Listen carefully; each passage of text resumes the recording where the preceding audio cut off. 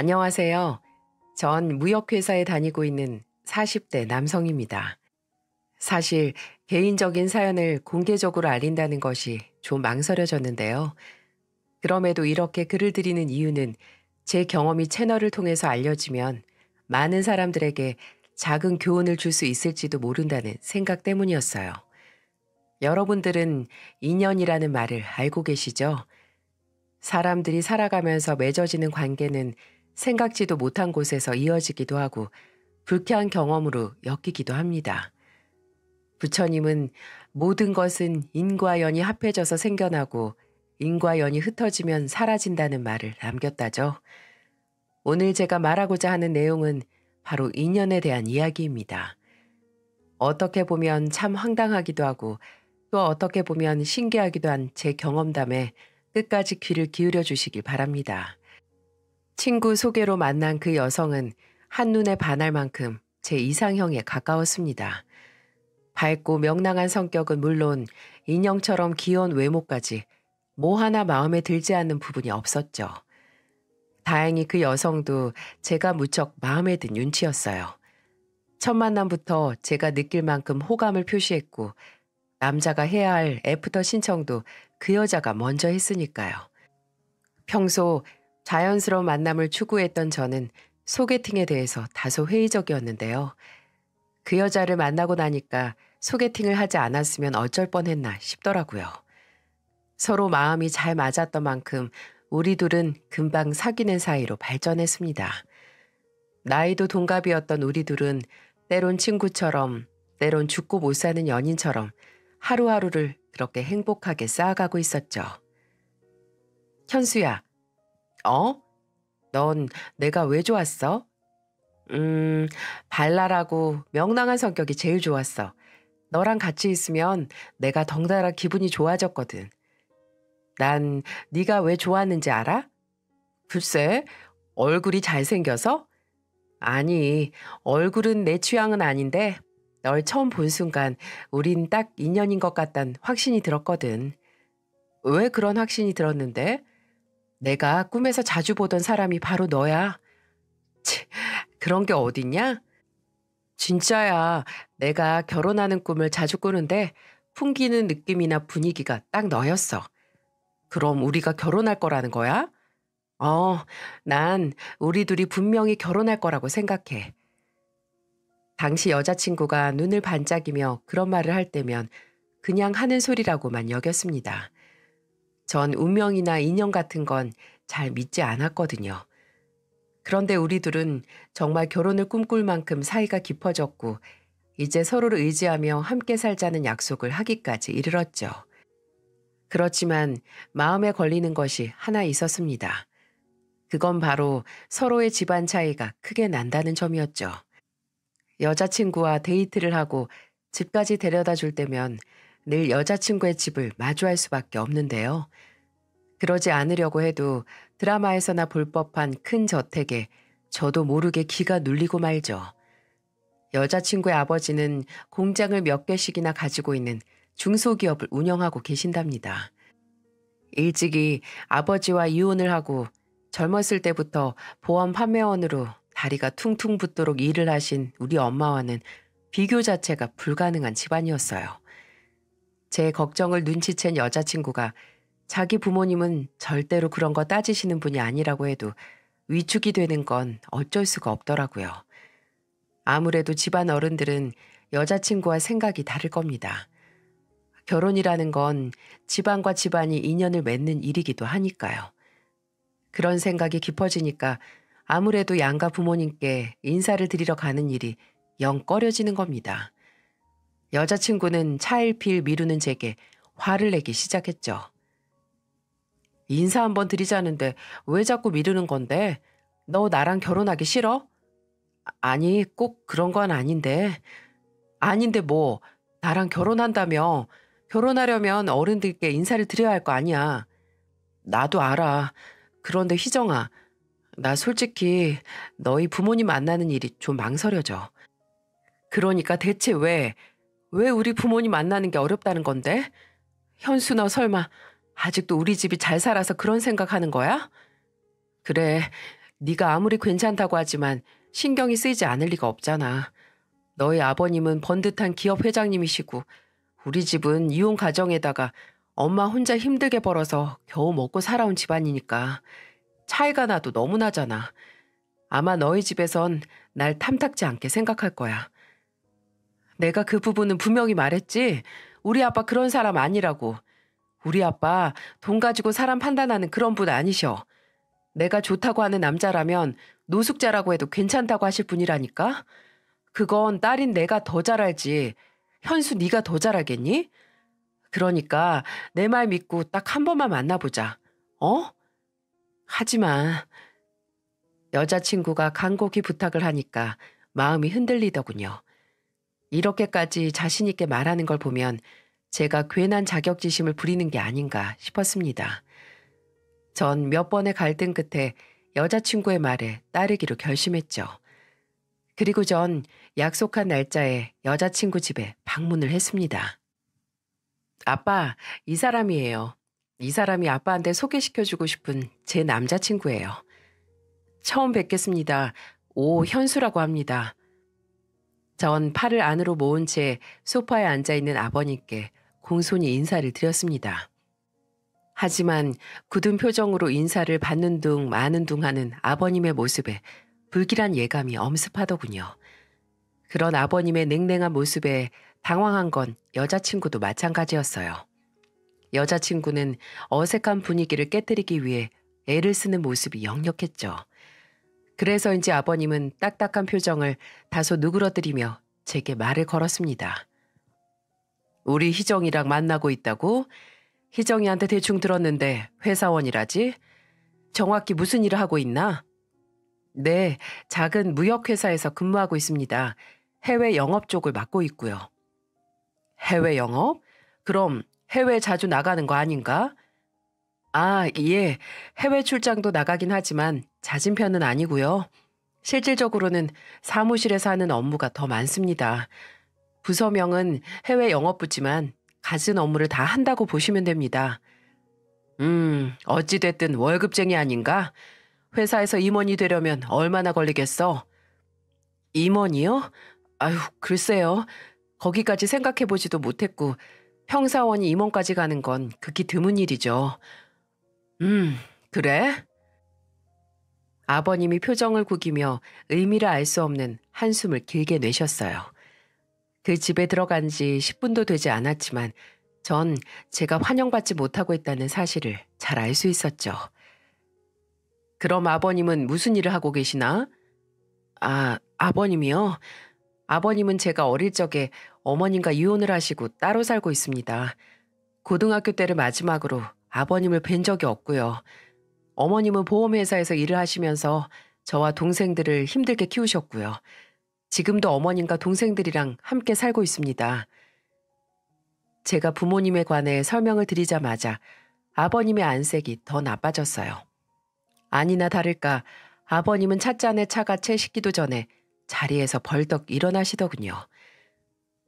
더 이상 말할 것도 없네. 희정이가 하도 성화를 부려서 얼굴 한번 보긴 했네만 이건 차이가 나도 너무 나지 않는가. 수준 차이가 어느 정도여야지 비벼보기라도 할 것 아니겠어? 자네도 알다시피 난 우리 희정이 평범한 집안과 결혼시킬 생각이 없어. 그런데 자네는 출세길이 꽉 막힌 월급쟁이에다가 집안은 홀어머니 혼자 생계를 책임지고 계시다는 거잖아. 부모된 입장에서 그런 집안에 어떻게 딸을 내어주겠나. 내 말이 무슨 뜻인지 이해했으리라고 믿네. 알아들었으면 두 사람 이쯤에서 헤어지는 게 좋겠어. 아버님의 뜻밖의 반응에 놀란 여자친구가 입을 다물지 못했어요. 아빠, 갑자기 왜 이러세요? 내가 좋아서 만나는데 집안이 대체 무슨 상관이에요? 왜 상관이 없어? 네가 지금은 몰라서 그렇지 결혼도 집안끼리 격이 맞아야 이루어지는 법이야. 평생 생고생하기 싫거든 이 아빠 말 들어. 아빠! 여자친구 집에 인사를 하러 갔던 전 어처구니 없게도 쫓겨나듯 자리를 떠나야만 했어요. 기분 좋게 길을 걷다가 물벼락을 맞은 기분 아시나요? 제가 딱 그런 기분이었습니다. 제 우려가 현실이 되는 순간이었죠. 여자친구는 자신의 부모님은 절대 그런 사람이 아니라고 장담했지만 결국 뚜껑을 열어보니 별반 다를 바 없던 것이었어요. 집안의 수준 차이 때문에 사윗감 심사에서 조기 탈락해버렸다는 사실이 서글펐지만 뭐 이해는 됐습니다. 현실은 우리가 생각하는 것처럼 아름답지만은 않으니까요. 전 여자친구의 연락도 받지 않고 며칠을 두문불출하며 심각하게 고민했습니다. 여자친구를 사랑하고 함께 하고 싶은 마음은 컸지만 축복받지 못하는 결혼은 하고 싶지 않았거든요. 이제 이 인연은 여기서 끝내는 것이 좋겠다는 생각이 들었어요. 그렇게 결심을 한 후 여자친구에게 제 결심을 알렸죠. 여자친구는 제 입에서 나온 이별 선언에 큰 충격을 받은 듯 했어요. 우리 아빠한테 고작 한 번 거절당했다는 이유로 헤어지자고? 설득할 생각은 들지 않아? 우리 사이가 이것밖에 안 되는 거야? 희정아, 너도 아버님 반응 봤잖아. 아버님은 절대 우리 허락하지 않으실 거야. 난 아버님 이해해. 능력 없는 남편에다 빈곤한 집안에 누가 딸을 보내고 싶겠어. 우리 결혼 상상 이상으로 험난할 거야. 솔직히 나 그럴 자신 없어. 야, 오연수, 너 나랑 헤어질 자신 있어? 정말 그런 거야? 힘들겠지. 하지만 우리가 결혼해서 평생 힘든 것보다 나을 거야. 그러니까 너도 너한테 어울리는 사람 만나. 너 정말? 당시에는 어쩔 수 없다고 생각했어요. 여자친구를 위해서라도 제가 물러서는 게 맞다는 생각도 들었고요. 그래서 몇 번이나 설득하는 여자친구를 매몰차게 끊어버렸습니다. 그렇게 이별을 하게 된 우리는 각자의 일상으로 돌아갔어요. 저도 가슴 한켠이 뻥 뚫린 것처럼 허전하고 아팠지만 이게 모두를 위한 길이라고 믿고 견뎠습니다. 하지만 간간히 지인을 통해 들려오는 여자친구의 근황은 제 마음을 더 무겁게 만들었죠. 사람 만나는 걸 좋아하던 여자친구는 집안에만 틀어박혀 좀처럼 나오질 않는다더군요. 준비하던 공부도 다 포기한 모양이었어요. 저와 헤어지는 게 죽는 것보다 더 견디기 힘들다며 여러 차례 장문의 문자를 보낸 그녀였기에 마음이 더 쓰였죠. 행여나 하지 말아야 할 생각을 하진 않을까 걱정도 됐었고요. 그래도 약해지면 안 된다고 생각했어요. 제가 빠져줘야 여자친구의 인생이 더 나아질 거라고 믿었습니다. 이별의 아픔도 시간이 지나면 다 나아질 겁니다. 그리고 저보다 훨씬 더 좋은 남자를 만나 모두가 납득할 만한 결혼을 하게 되겠죠. 그래서 더더욱 감정에 휩쓸리면 안 됩니다. 지금은 누구보다 냉정해야 할 순간이었어요. 하지만 여자친구는 저와의 인연을 쉽사리 끊어내지 못하는 듯 했어요. 여자친구와 결별을 한 지 한 달쯤 되었을 겁니다. 퇴근을 하기 위해 회사 밖으로 나온 저는 근처에서 절 기다리고 있는 여자친구를 보곤 깜짝 놀라고 말았죠. 피죽도 못 얻어먹은 사람처럼 몰골이 말이 아니었어요. 반짝이던 눈은 퀭하게 패여 있었고 탱글했던 피부는 광대뼈가 도드라질 정도로 가죽만 남아 있었거든요. 그간 얼마나 상심하고 있었는지 짐작이 되더군요. 현수야, 여기까지 무슨 일이야? 우리 이제 만날 이유가 없잖아. 현수야, 우리 그냥 다시 만나면 안 될까? 부모님 허락 같은 거 필요 없으니까 그냥 우리 둘이 살면 안 되겠어? 나 너무 힘들어. 왜 이렇게까지 힘들게 우리가 헤어져야 하는지 난 이해가 안 돼. 아니, 희정아, 내 말 잘 들어? 우리 철없는 애들 아니잖아. 부모님이 결혼을 허락하지 않는다고 우리 둘이 멀리 도망이라도 치자는 거야? 말도 안 되는 소리 하지 말고 돌아가. 지금은 좀 힘들지 몰라도 시간 지나면 괜찮아질 거야. 현수야, 넌 정말 나 없이 살 수 있어? 난 너무 괴롭고 힘든데 넌 정말 괜찮은 거냐고. 힘들어도 견뎌야지. 그게 서로를 위한 유일한 길이야. 현수야.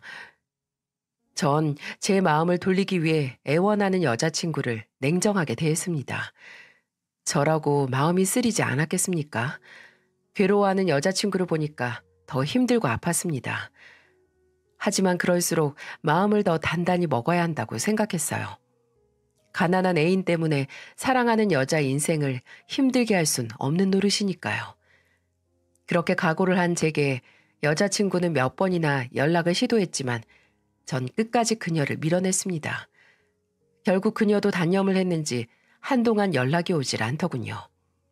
지금은 많이 아프겠지만 시간이 전부 치유해줄 거라고 믿었습니다. 그렇게 얼마나 시간이 지났을까요? 모르는 번호로 걸려온 전화를 무심코 받았는데 그 목소리의 주인공은 전혀 예상하지 못한 인물이었죠.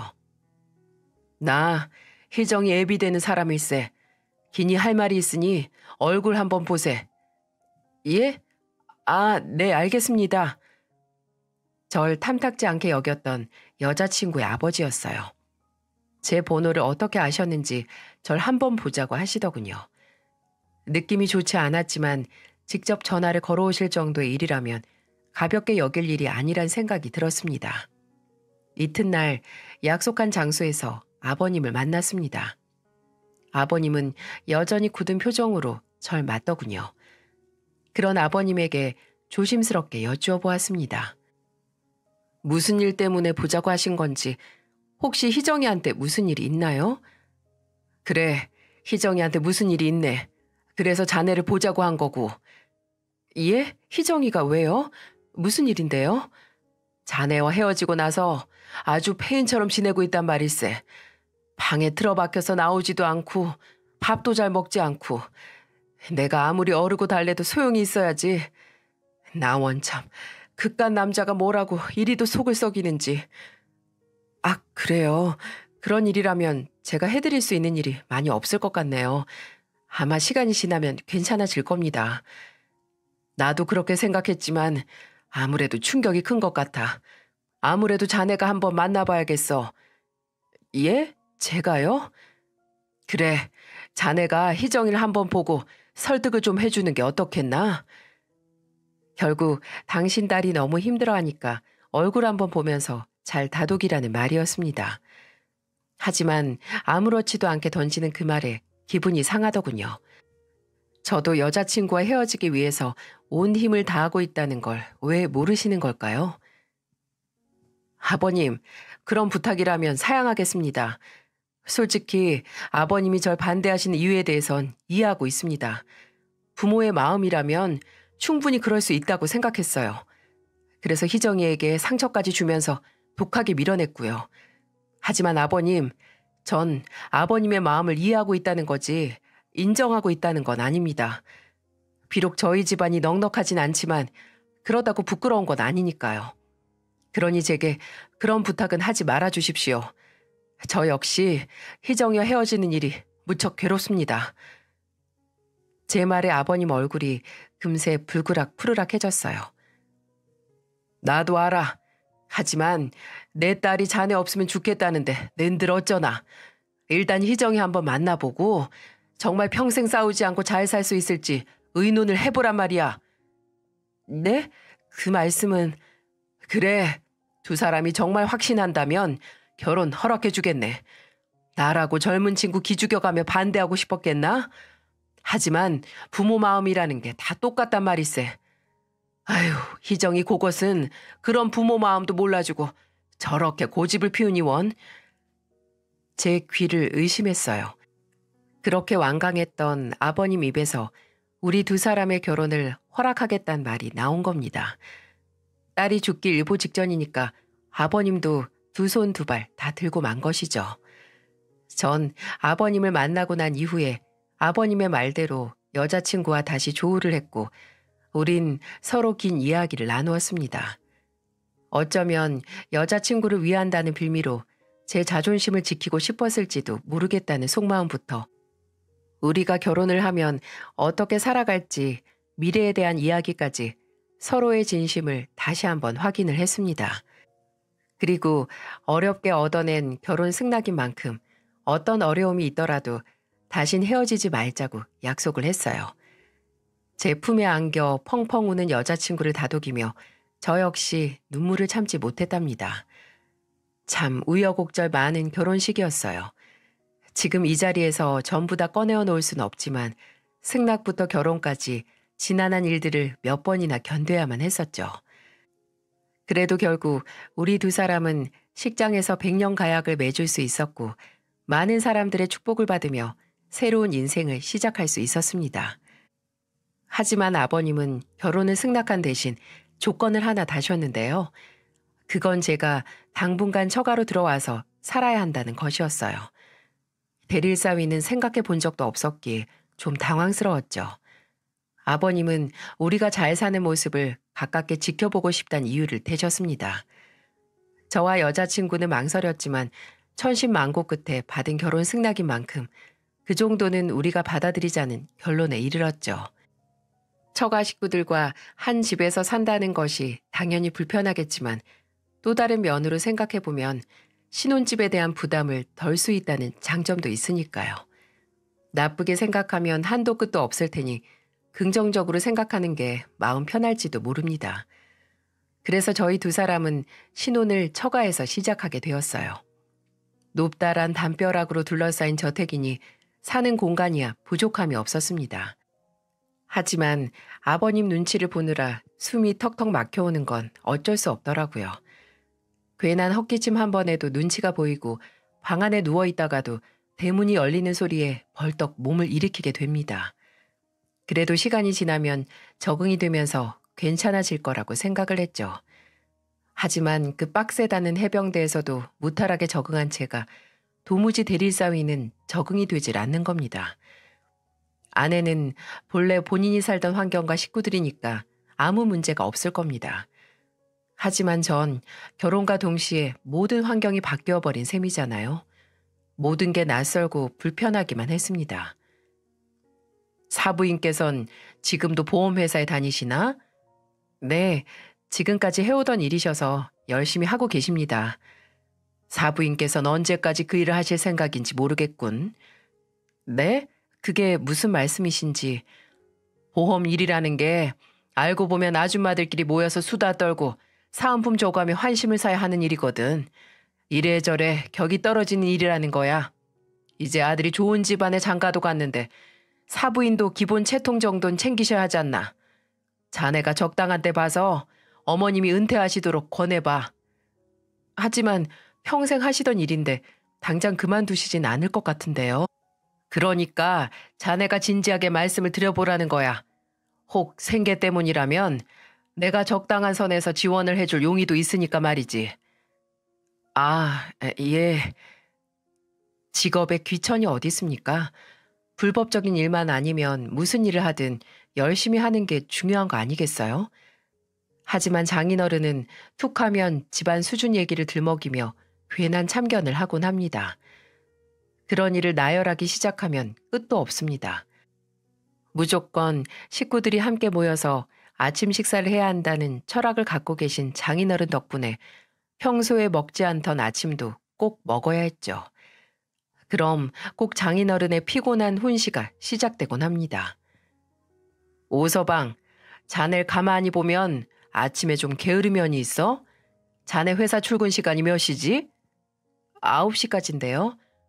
그럼 적어도 5시에는 기상해서 여유 있는 아침을 맞아야 하지 않겠어? 네? 5시요? 회사까지 30분이면 가니까 그건 너무 빠른데요, 아버님. 부산하게 움직이는 것보단 낫지. 여유가 있으면 신문이나 책도 좀 보고 말이야. 성공하는 사람이 괜히 그렇게 되는 줄 아나? 아, 예, 알겠습니다. 그나저나 오늘 갈치주의가 참 좋구만. 아, 그러고 보니 사부인에게 갈치 좀 보내드리면 좋겠어. 갈치요? 그래, 사부인께서는 갈치가 비싸서 자주 드시지 못하실 게 아닌가. 우리야 제철 생선이야 질리도록 먹으니까 잘 모르겠지만 서민들은 밥상 위에 생선 올리기가 쉬운 게 아니라고. 그러니 좀 보내드리면 좋지. 안 그런가? 네, 그렇죠 뭐. 장인어른은 사부인을 챙긴다고 하는 말씀이지만 묘하게 기분이 상했어요. 누군가 제게 1,000원짜리 한 장을 건네면서 갑자기 뒤통수를 때리면 이런 기분일까요? 제게 이런저런 잔소리를 하시는 것까진 참을 수 있어도 부모를 무시하는 건 견디기가 힘이 들었어요. 처음은 그저 챙겨주시려는 마음에서 비롯된 것이라고 생각했죠. 그런데 은근히 저희 집을 무시하는 발언이 계속되더군요. 자넨 잘 모르겠지만 우리 집은 매해 겨울이 오면 하와이나 괌으로 가서 한 서너 달쯤 겨울을 보내고 오는데 아무래도 자넨 직장인이라서 함께 하기가 어려울 것 같구만. 네, 회사에선 그렇게까지 휴가를 주진 않으니까요. 그러니까 그 비전도 없는 회사를 뭐 그렇게 목매면서 다니려고 해. 우리 회사에 들어오면 내가 어련히 알아서 챙겨줄 일을 해오던 일이라서 손 떼기가 쉽지 않네요. 아버님 회사와는 업무 성격도 많이 다르고요. 제안은 감사하지만 해볼 수 있는 데까지 해보고 싶습니다. 원 사람 고집도. 그럼 이번 겨울에는 일주일 정도로 간소하게 보내는 걸로 하지. 자네가 못 간다고 한다면 희정이도 가지 않겠다고 고집 피울 게 뻔하니까. 그럼 이번에 사부인도 함께 가시면 어떻겠나? 아들 덕에 좋은 곳도 구경하고 그럼 좋잖나. 네?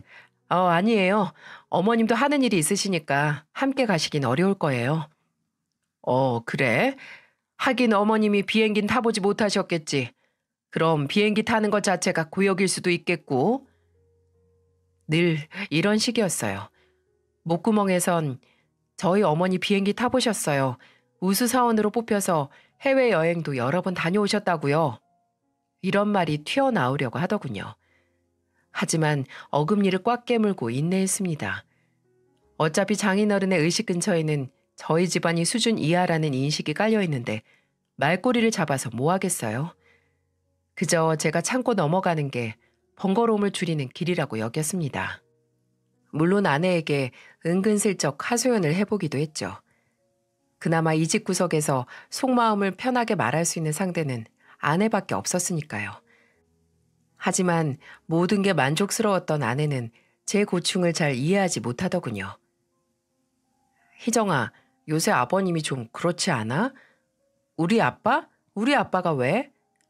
아니, 가끔은 말씀이 좀 지나칠 때가 있는 것 같아서 은근히 우리 집 무시하는 것 같기도 하고. 에이, 그건 자기가 오해한 거야. 아빠가 원래 말이 좀 투박하지만 잔정이 많은 분이야. 내가 보기엔 혼자 계신 어머님 걱정 많이 하시는 것 같던데.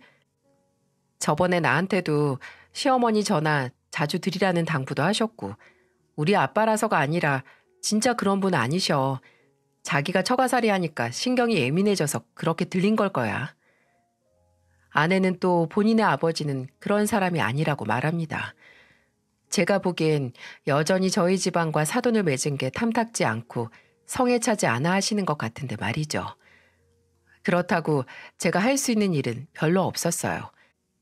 장인어른께 따질 수도 없고 아내를 닥달할 수도 없는 노릇이었죠. 하지만 얼마 후 장인어른과 크게 부딪힐 만한 결정적인 사건이 벌어지고 말았죠. 장인어른이 칠순을 맞은 날이었어요. 마당발인 장인어른의 생신을 축하하기 위해서 정말 많은 사람이 모이더군요. 요즘엔 좀처럼 볼 수 없는 정말 성대한 칠순 잔치였어요. 물론 저희 어머님도 사돈의 칠순을 축하하기 위해 참석을 하셨습니다. 가뜩이나 위세가 높은 사돈댁 때문에 눈치를 보던 어머님은 바깥 사돈의 칠순 선물로 인삼 세트와 얼마간의 현금 봉투를 준비하셨더군요. 아이고 사돈 축하드려요. 이거 얼마 안 되지만 오래오래 건강하시라고 준비했습니다. 형편도 어려우신데 그냥 오셔도 될 일을 뭐하러 이런 건 준비하셨어요. 그런데 이거 인삼이네요. 죄송해서 어떡하죠? 전 산삼만 먹지 인삼은 입에 대질 않습니다. 짝퉁 산삼이라서 그런지 두드러기가 나더라고요. 예? 그러세요? 제가 그런 생각까진 미처 못했네요. 아닙니다. 그래도 주신 거니까 밑에 사람들한테 나누어 주죠. 뭐 아무튼 감사합니다. 사부인 댁이 저희 회사 근처시죠? 제가 마침 회사에 들릴 일이 있으니까 모셔다 드리겠습니다. 아유, 아닙니다. 전 요 앞에서 버스 타면 돼요. 제 생일 축하해 준다고 여기까지 오셨는데 제가 어떻게 버스에 태웁니까? 사부인은 기사가 운전하는 외제차 한 번도 타보지 않으셨잖아요. 이참에 외제차 한번 타보셔야죠. 예? 장인어른이 말을 할 때마다 엄마의 얼굴이 붉어지더군요. 옆에서 그 말을 듣던 저도 마찬가지였어요. 장인어른의 말투는 한마디 한마디 사람을 무시하는 태도가 역력했어요. 어머니는 장인어른의 호의 아닌 호의를 거절하고 혼자 버스를 타고 돌아가셨죠. 장인어른은 그런 어머님을 향해 혀를 끌끌 차시더군요. 참나, 사부인 고집도 보통이 아니시구만. 아니, 생각해서 태워드리려고 했더니 뭐가 그렇게 불편하셔서 버스를 탄다고 고집을 부리시는지 원. 저는 참다 못해 장인어른께 한마디를 했습니다. 아버님, 이런 상황이라면 저도 아버님 차에 타고 싶지 않을 것 같은데요? 뭐? 갑자기 그게 무슨 소린가? 아버님이 계속 사람 무시하는 말을 하시는데 누가 그런 차에 타고 싶겠어요? 오서방, 누가 누굴 무시했다고 이래? 자네 술 취했나? 저희 어머님이 준비하신 선물이 별로라며 대놓고 무시하셨고 외제차 한 번도 타보지 않지 않았냐며 또 무시하셨잖아요. 그게 무시가 아니면 뭐겠어요? 그게 어떻게 무시야? 사부인이 어려워하시는 것 같으니까 농담 삼아서 한 말이지. 아버님은 농담일지 모르겠지만 듣는 사람은 자존심에 큰 상처를 받을 수도 있는 일입니다. 그리고 평소 저한테도 저희 집, 저희 식구들 무시하는 발언을 입버릇처럼 하시잖아요. 아닙니까? 오서방 자네, 여태 날 그렇게 생각했었나? 난 그래도 눈에 차지 않는 사위를 진심으로 대해줬는데 고작 날 이렇게 생각했다고? 절 진심으로 대해주셨다고요? 아니요. 전 아버님 때문에 하루하루가 힘들고 버거웠습니다. 그리고 제 생각엔 아버님은 평생 저나 저희 집을 마음에 들지 않아 하실 것 같은데요. 제 말이 틀렸습니까? 이놈의 자식이 정말 자네 지금 나랑 한번 해보자는 건가? 제가 장인어른과 말다툼을 벌이자 놀란 아내가 저를 뜯어 말렸어요. 아내가 제 팔을 거칠게 잡아채며 쏘아붙이더군요. 자기 오늘 정말 왜 이래? 오늘 아빠 생일이잖아. 꼭 생일날 이래야겠어? 상기된 표정으로 절 보고 있는 아내를 보니까 괜스레 서글퍼지더라고요. 이러자고 어려운 결혼 선택한 게 아닌데 지금 이곳엔 제 편이 아무도 없다는 생각이 들었다랄까요? 전 그 자리를 박차고 무작정 나와버렸습니다. 경우 없는 놈이라는 둥, 이런 데서 집안 수준이 나오는 거라는 둥, 아버님의 독설이 날아와서 등 뒤로 푹푹 꽂힙니다. 전 속상한 마음을 애써 억누르며 본가로 내려갔어요. 당시에는 장인어른이나 아내 얼굴은 보고 싶지가 않더라고요. 제 속이 문드러졌는데 어머니 속은 어떻겠습니까? 대단한 처가를 만난 저 때문에 어머니의 마음을 다치게 만들어버렸어요. 전 어머니에게 죄송하다는 말을 먼저 했습니다. 엄마, 장인어른 때문에 속 많이 상하셨죠? 죄송해요.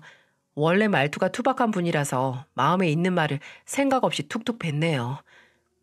아니다, 난 괜찮아. 그럴 수도 있지. 근데 너 안색이 너무 좋지 않다. 무슨 일 있었어? 설마 이 엄마 때문에 부부 싸움이라도 한 거야? 아니에요. 엄마가 장인어른 때문에 자존심 상했을까 봐 그렇죠 뭐. 난 아무렇지도 않으니까 내 걱정은 마라. 처가살이 하면 은근히 눈치 보이는 것도 많을 거야. 네가 잘 알아서 하겠지만 어른들한테 잘하고 예쁨 받으면서 살아. 엄마는 그거면 돼.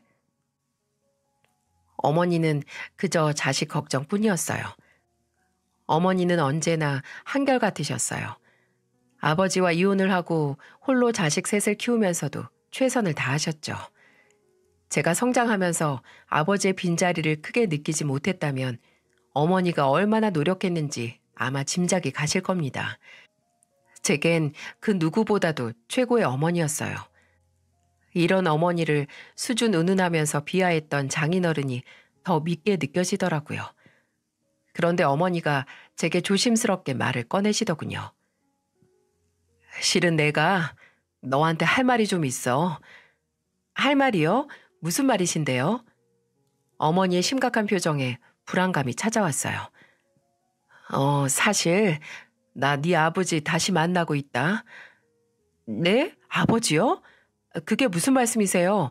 아버지가 어머니한테 다시 연락을 했어요?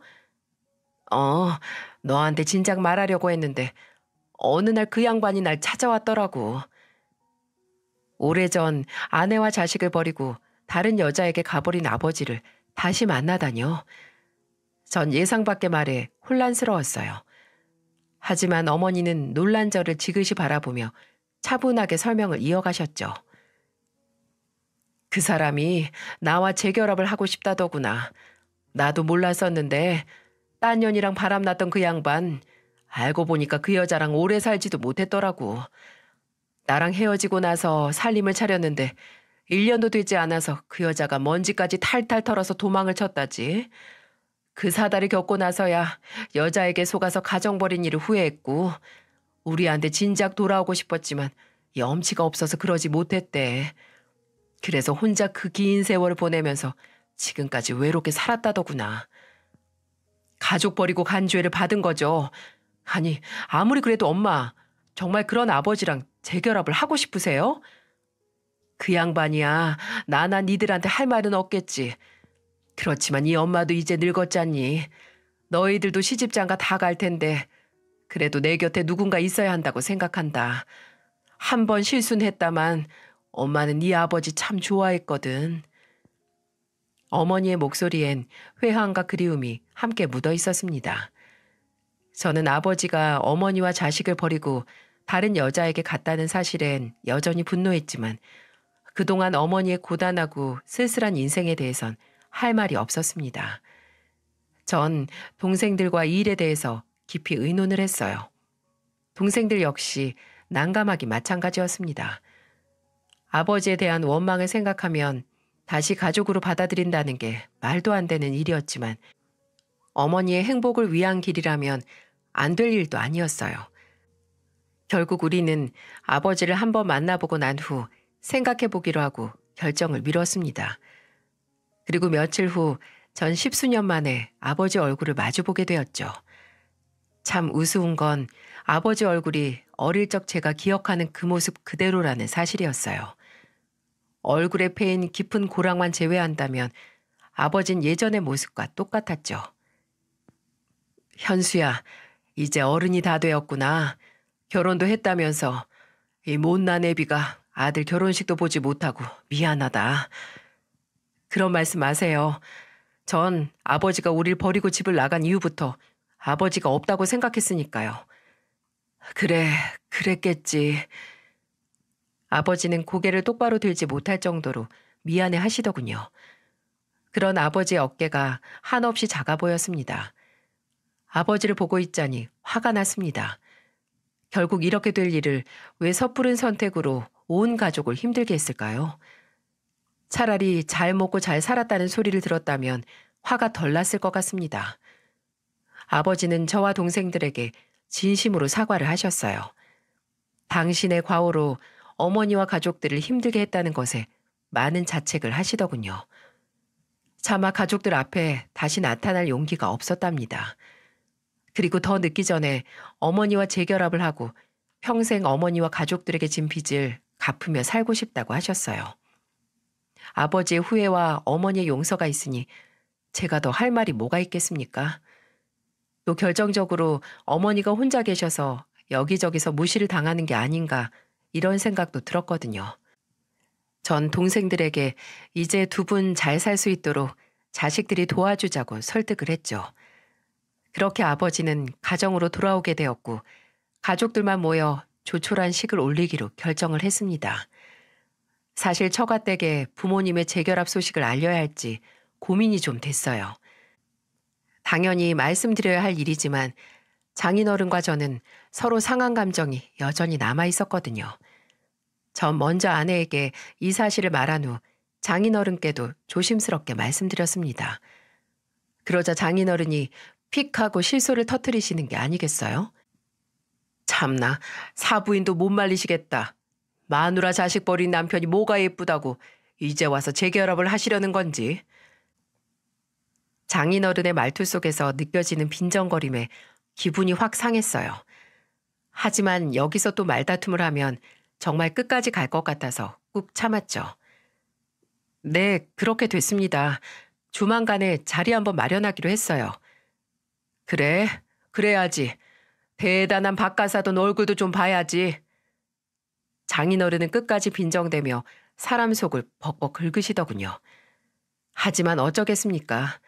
잘 나가는 집안 딸과 결혼한 죄가 이렇게 큰 것을요. 그런데요, 흔히들 인생사 세옹지마라고 하지 않습니까?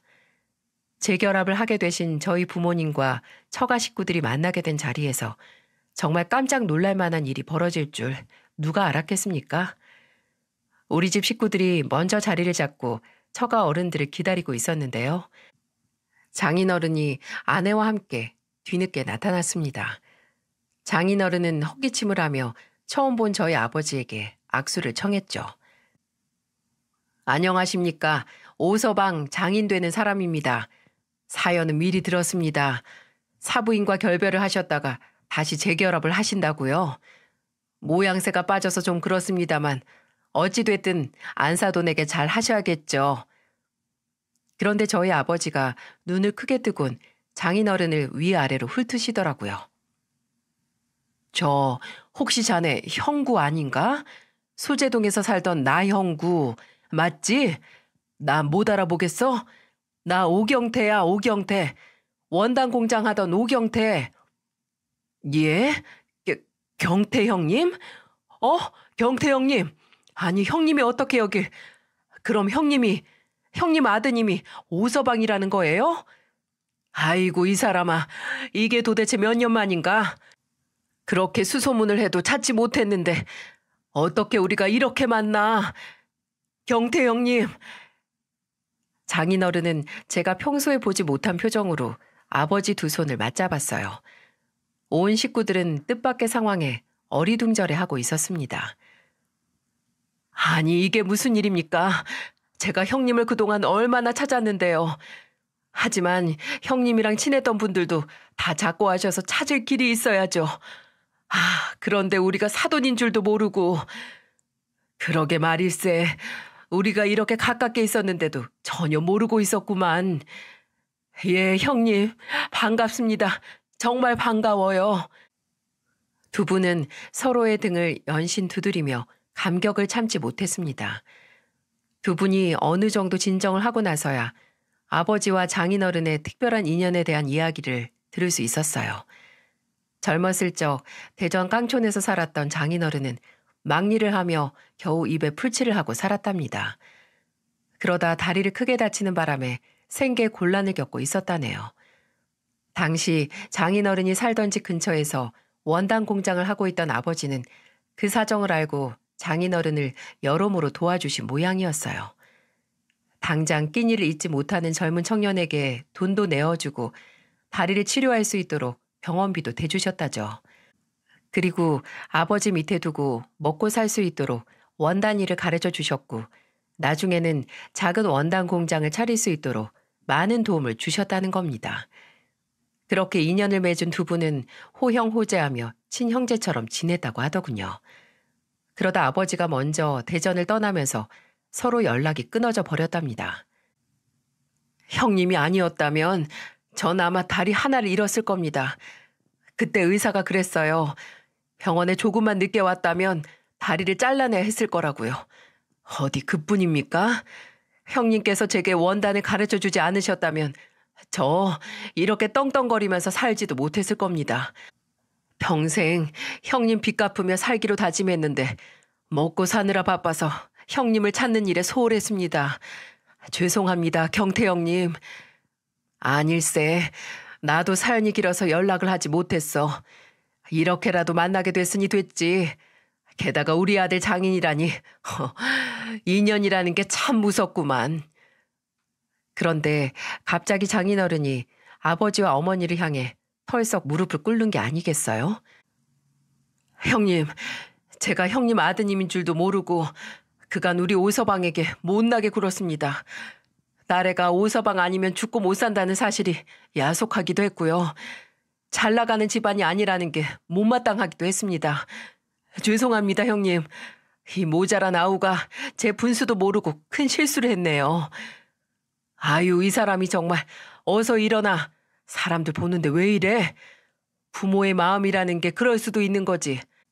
하지만 이제라도 자식들이 잘 살 수 있도록 도와주면 되지 않는가? 안 그래? 장인어른은 눈물을 지으면서 제게 눈길을 돌렸어요. 호서방, 그동안 정말 섭섭했지? 미안하네. 정말로 미안하네. 못난 나를 용서해주게. 아니에요, 아버님. 어서 일어나세요. 장인어른의 갑작스런 사과에 당황스럽긴 했습니다만 저 역시 사람의 인연이라는 게 정말 무섭다는 생각이 들더라고요. 장인어른이 아버지에게 이렇게 큰 마음의 빚을 지고 있었을 줄은 꿈에도 몰랐거든요. 그날 두 분은 옛 추억 얘기를 멈출 줄 모르고 하셨고요. 다음 날 따로 만나서 하루 종일 시간을 보내고 돌아오셨습니다. 당연히 저와 저희 집을 대하는 장인어른의 태도는 180도 달라졌어요. 장인어른은 이제 대릴사위 그만하고 분가하라며 50평 아파트를 저희 부부에게 척 안기셨고요. 저희 부모님 재결합을 축하해야 한다면서 큰 선물을 보내셨습니다. 아버지는 극구 사양을 하셨지만 장인어른은 아버지에게 진 빚을 평생 따라다니면서 갚을 거라고 호언을 하셨죠. 장인어른에게 늘 괄시의 대상이던 저희 집안이 이젠 요즘 말로 추앙의 대상이 된 겁니다. 하지만 전 무엇보다도 이제 장인어른이 절 진짜 사위로 인정해 주신다는 게 가장 행복하네요. 아내 역시 이 모든 게 좋은 방향으로 마무리가 된 것에 참 기뻐하고 있답니다. 사돈 관계인 두 분은 누구보다도 각별하게 지내면서 지금까지도 서로 잘 돌봐주며 지내고 있어요. 아마 대한민국에서 가장 가까운 사돈 관계가 아닐까 싶습니다. 이젠 그간 대릴사위로 들어가서 마음 졸이며 살았던 일이 아득한 추억처럼 느껴지네요. 앞으로도 양가 부모님께 잘하면서 행복하게 살 생각입니다. 여기까지가 제가 경험한 특별한 사연이었어요. 여러분들이 제 이야기를 어떻게 들으셨는지 무척 궁금해집니다. 끝까지 귀를 기울여 주셔서 감사드립니다.